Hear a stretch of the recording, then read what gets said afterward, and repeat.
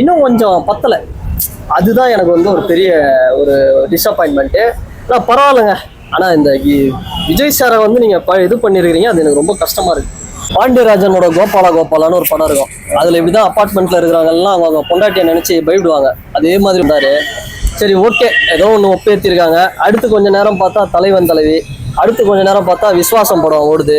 இந்த மாதிரி பல படங்கள் பார்த்த மாதிரி தான் இருக்கு. அப்புறம் தான் ஓவராலாக பார்த்தா சரி, ஆல்ரெடி பார்த்த கான்செப்ட் தான். நான் என்ன சொல்றேன், இந்த மாதிரி படம் எடுக்கிறீங்க எதுக்கு 1.5 மணி நேரம் ஃபர்ஸ்ட் ஹாஃப், 1 மணி நேரத்தில் ஃபர்ஸ்ட் ஹாஃபை முடிச்சிருக்கலாம். 1.5 மணி நேரம் வலிச்சுட்டு போறாங்க. அது வந்து கொஞ்சம் ஒரு இழுக்கிற மாதிரி இருந்தது, ஒரு லேகு. ஓவராலாக இந்த முனிஷ்காந்த், கருணாகரன், அப்புறம் அந்த கருணா சாரு, காளி வெங்கட் இவங்களோட காமெடிலாம் ஓரளவுக்கு ஒர்க் அவுட் ஆயிருக்கு. அதுக்கு கொஞ்சம் போர் இல்லாமல் இருக்கு. காமெடி தான் படத்துல, அங்கங்க ஒரு சில காமெடி வருது, நல்லா இருக்கு. இந்த குழந்தை தான் இந்த படத்துல ஒரு பெரிய பிளஸ். ஏன்னா ஒரு வீரம் படத்தை அஜித் சார் கிட்ட வந்து உங்களுக்கு பச்சை குதிரை விளையாட தெரியுமா, பல்லாங்குழி ஆட தெரியுமான்னு ஒரு குழந்தை வந்து கேட்கும். அந்த பொண்ணு மாதிரி அந்த பொண்ணு இருக்கு. அந்த குழந்தையோட கேரக்டர் உண்மையாவே சூப்பரு. ஐஸ்வர்யாவுக்கும் விஷ்ணு விஷாலும் நடக்கக்கூடிய அந்த ஒரு கெமிஸ்ட்ரிலாம் வந்து நல்லா தான் இருந்தது. என்னன்னா ஆல்ரெடி பார்த்தது. இப்போ ஏன் வேலையில்லா பட்டதாரி 2 வந்து நமக்கு பெருசாக கனெக்ட் ஆகலன்னா, அது ஒன்று மாதிரியே இருக்கும். அடுத்து என்ன நடக்கும், சரி இது நடக்கும் அந்த மாதிரி தான் இந்த படமும். அடுத்து நடக்க போகிறதே முன்னாடியே தெரியுது. ஸ்டார்டிங்லேருந்து வந்திருந்தா ஒரு நல்ல என்டர்டெயின்மெண்ட் இன்னும் நல்லா இருந்திருக்கும். அதெல்லாம் கொஞ்சம் மிஸ் பண்ணிட்டாங்க. மற்றபடி அங்கங்கே டைலாக்லாம் நல்லா இருக்கு, ஓகே தான், ஒரு ஆவரேஜ்.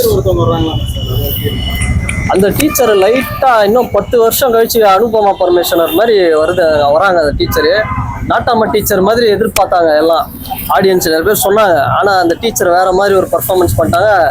ஏன்பா நான் என்ன கேட்குறேன்னா, படத்தை டிஸ்ட்ரிபியூஷன் ரெட் ஜெயண்ட் இன்ப நிதி வந்து வழங்குறாரு. அப்போ இந்த படத்தில் நீங்கள் விஜய் த்ரிஷா ஆடின பாட்டை தான் நீங்கள் வைக்கணுமா? அப்படி போட்டு சாங்க, ஏன் வேற விஜய் சாங்கே இல்லையா? அப்போ இதில் ஏதோ ஒரு உள்நோக்கம் இருக்குது. எங்கள் தலைவர் விஜயை வந்து அசிங்கப்படுத்துறதுக்காகவே நீங்கள் வந்து வேணும்னே வந்து ரெட் ஜெயண்ட் இந்த மாதிரி வேலை பார்த்துருக்குறீங்க. இது எனக்கு ரொம்ப டிசப்பாயிண்ட்டுங்க. இது தப்புங்க. அதுதான் நான் ரொம்ப வருத்தப்படுறேன். மற்றபடி அந்த ஆமா வன்மையாக கண்டிக்கிறேன். ஆனால் மற்றபடி அந்த சாங்கு, அந்த வைபெல்லாம் நல்லா இருந்தது. ஏங்க இன்னொரு விஷயம் கேளுங்க, இந்த படம் அதாவது விடாமுயற்சி. அஜித் சார் என்னன்னா, இந்த படத்தோட டைரக்டரு ஆழ்வார் படத்தோட டைரக்டரா. இது யாருக்கும் பெருசா தெரியாது. அந்த மனுஷன் பாருங்க, 10 வருஷம் கழிச்சு விஷ்ணு விஷாலை வச்சு ஒரு படம் எடுத்தாரு, ஏதோ ஒரு காமெடி படம், அதுவும் வெயிட்டு.